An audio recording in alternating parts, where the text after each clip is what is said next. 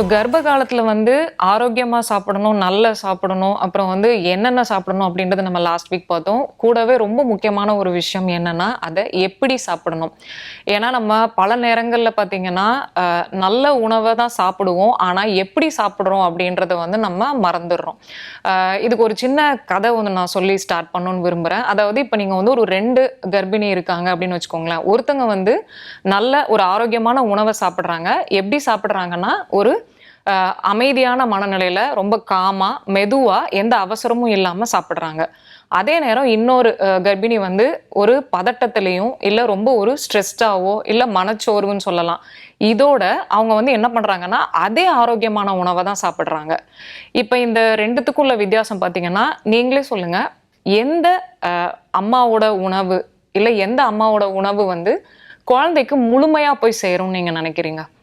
கண்டிப்பா ஆரோக்கியமான உணவு சாப்பிட்றதோட என்ன பண்றாங்கன்னா அவங்க அமைதியாகவும் அதாவது ஒரு பொறுமையாகவும் ரிலாக்ஸ்டாகவும் சாப்பிட்றாங்க பார்த்தீங்களா? அந்த கர்ப்பிணியோட உணவு தான் குழந்தைக்கு முழுமையா போய் சேருது. நீங்க ஆரோக்கியமான மனநிலையில சாப்பிடும்போது உங்க குழந்தைக்கு அந்த அப்சார்ப்ஷன் அப்படின்னு சொல்லுவோம். நீங்க சாப்பிட்ற அந்த ஊட்டச்சத்து உங்க குழந்தையால முழுமையா அப்சர்வ் பண்ண முடியும்.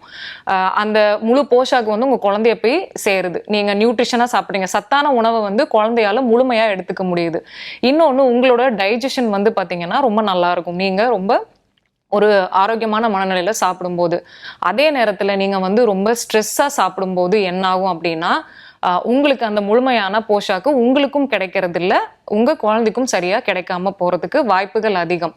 ஸோ அதனால எப்பயுமே வந்து நீங்க என்ன சாப்பிட்றீங்க அப்படின்றது வந்து இருந்தாலும் நீங்க அதை எப்படி சாப்பிட்றீங்க அப்படின்றது ரொம்ப முக்கியம். மைண்ட்ஃபுல் ஈட்டிங் அப்படின்னு நம்ம சொல்றோம். அதாவது நீங்க வந்து ஒரு உணவை நீங்க எடுத்துக்கிறீங்க, ஒரு ஆரோக்கியமான உணவையே நீங்க எடுத்துக்கிறீங்க அப்படின்னா நீங்க மைண்ட்ஃபுல்லா சாப்பிடணும். அப்படின்னா நீங்க அந்த உணவை சாப்பிடும்போது கண்டிப்பா உங்களுடைய மைண்டு காமா இருக்கணும். ரொம்ப முக்கியமான ஒரு விஷயம்.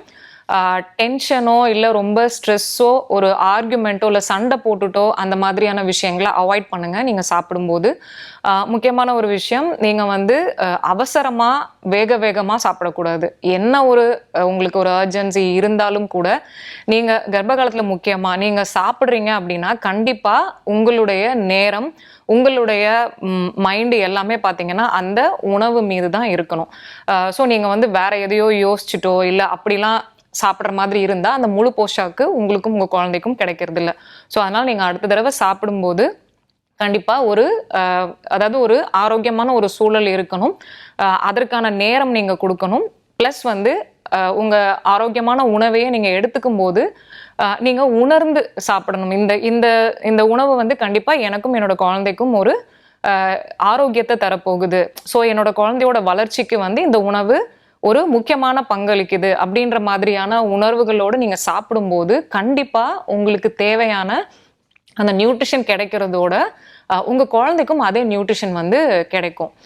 இதுல வந்து குடும்பத்துல உள்ளவங்க என்ன சப்போர்ட் பண்ணணும் அப்படின்னா, ஏன்னா நிறைய நேரங்கள்ல வந்து கர்ப்ப காலத்துல சில சவால்கள்னால சில ஹார்மோனல் சேஞ்சஸ்னால அவங்களால சரியா சாப்பிட முடியாம போறதுக்கு வாய்ப்பு இருக்கு. ஸோ அந்த நேரத்துல நீ சரியா சாப்பிட்றது இல்லை, நீ வந்து மற்றவங்கள மாதிரி எடுத்துக்கிறது இல்லை, நீ இப்படி சாப்பிட்டனா உன் குழந்தை வந்து வீக் ஆகும், இல்லை உன் குழந்தைக்கு வந்து இந்த சத்து எதுவுமே போகாது, உன்ன மாதிரியும் உன் குழந்தை வந்து வீக்காக தான் இருக்கும் போது தயவு செஞ்சு இந்த மாதிரியான வார்த்தைகளை அவங்க கிட்ட யூஸ் பண்ணாதீங்க.